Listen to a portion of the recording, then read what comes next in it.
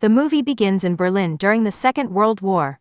Adolf Hitler is meeting with his behavior coach, Kappel, and appears to be in a reflective mood. Hitler criticizes the lack of enthusiasm in how people perform the Nazi salute, calling it outdated, but insisting that even a minimal gesture, like raising their hands to the wrist, is essential to show respect. He passionately declares that he has done everything humanly possible to destroy the enemies who defiled German soil. Yet, he expresses confusion and frustration, questioning how Germany continues to exist in such an incomprehensible state and why he, too, remains here. In the following scene, Hitler wakes up lying on the ground in a dense forest. Disoriented, he looks up at the sky, expecting enemy aircraft, but seeing none. Assuming the enemy planes have retreated temporarily, he begins to gather himself. A ball suddenly bounces towards him and stops nearby. Picking himself up, he ventures past some bushes and approaches a building, where he encounters 3 children. They ask if he's alright, but Hitler doesn't respond directly. Instead, he observes them thoughtfully, considering them the future of Germany. He asks for directions to the nearest street. Unbeknownst to him, a journalist, Fabian Satsky, is filming the children with his camera and inadvertently captures Hitler in the background.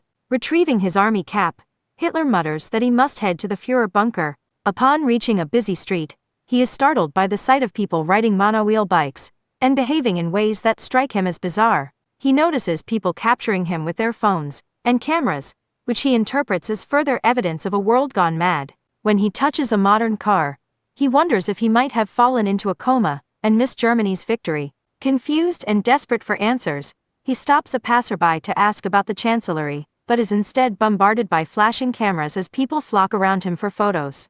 The overwhelming attention puzzles and irritates him, reinforcing his belief that something has gone drastically wrong. Nearby, Hitler sees a woman speaking German on her phone, and approaches her to inquire about the date. The woman, startled by his appearance and demeanor, panics and sprays him in the face with pepper spray. Blinded and in pain, Hitler stumbles into a newspaper shop for refuge. There, he picks up a newspaper and is stunned to see the date, October 3, 2014. Overwhelmed by the realization, he collapses to the ground. Meanwhile, at a television station, the head, Herr Karner, praises Christoph Sensenbrink for his excellent work as deputy head, but shocks everyone by promoting another employee, Katja Bellini, to the position of managing director. Christoph, feeling humiliated and betrayed, vents his frustration on Fabian Satsky, a struggling filmmaker at the station. Despite Fabian's pleas to keep his job, Christoph fires him, and has him escorted out by security. Back in the newspaper shop, Hitler accuses the shopkeeper of kidnapping him,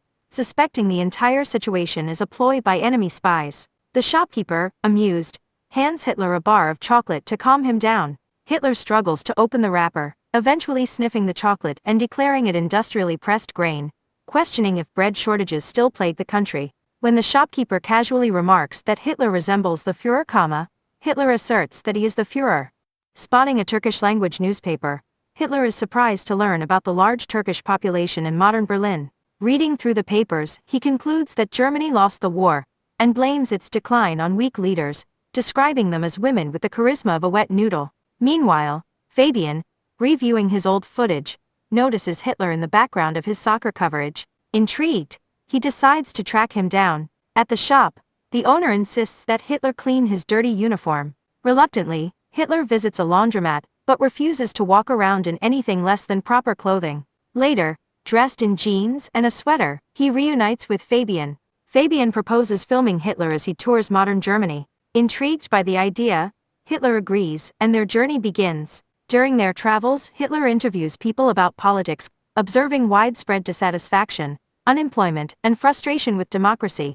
He compares these sentiments to the discontent of the 1930s, noting that the term political disenchantment didn't exist back then. Many people voice concerns about immigration, which Hitler uses to further his rhetoric against racial integration.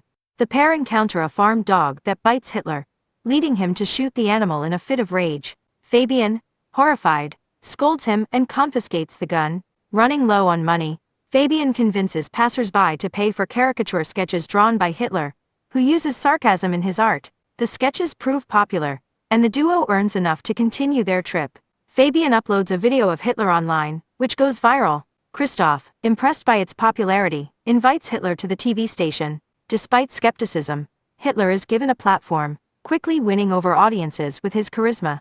While the public initially views him as a satirical figure, his rhetoric begins to resonate with many, reigniting controversial political ideas. Christoph, hoping to sabotage Hitler, airs a clip of him shooting the dog during a live show. The audience is shocked, and Hitler's outburst in response, a threat to turn the studio into a parking lot for tanks, appears to damage his reputation. However, his popularity endures, much to Christoph's frustration. Fabian grows increasingly uneasy about Hitler's growing influence.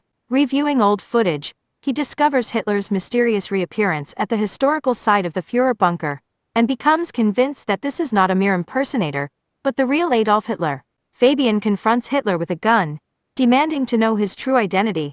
Hitler calmly states that he has always been transparent about who he is. He argues that ordinary people elected him because they shared his values deep down. Enraged, Fabian shoots Hitler, who falls from a rooftop, only to reappear moments later, unharmed, claiming that no German can truly get rid of him. It is then revealed that this entire sequence was part of a movie shoot. Hitler, portrayed by an actor, continues to grow in fame, giving interviews and autographs while Fabian is institutionalized in a mental hospital. The film concludes with Hitler walking through the streets, greeted respectfully by admiring crowds, leaving a chilling reminder of how easily dangerous ideologies can resurface. Thank you very much for watching. Don't forget to like and subscribe to the channel. See you in the next video. Bye!